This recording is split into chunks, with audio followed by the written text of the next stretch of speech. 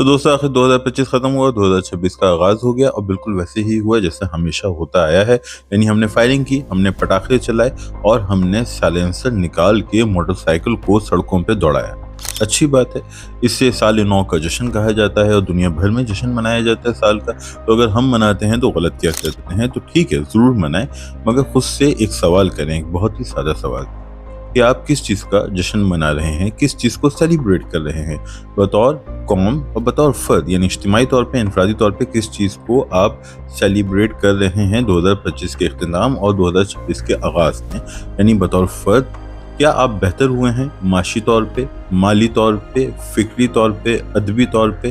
بطور انسان آپ میں بہتری آئی ہے؟ اور کیا ہم بطور قوم سیاسی، معاشی، فکری، علمی طور پہ بہتر ہوئے ہیں؟ اگر ہمیں ان سوالوں کا جواب ملتا ہے اور ان سوالوں کا جواب ہمیں ہاں میں ملتا ہے تو ڈیفینیٹلی ہمیں جشن منانا چاہیے، ہمیں اس دن کو سیلیبریٹ کرنا چاہیے جو کہ آخری دن ہوتا ہے سال کا اور نیا سال شروع ہو رہا ہوتا ہے۔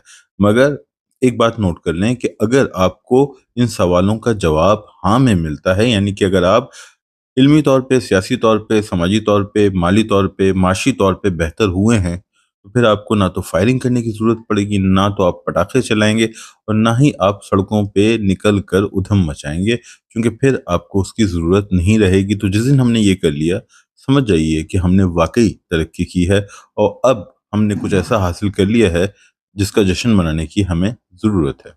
شکریہ۔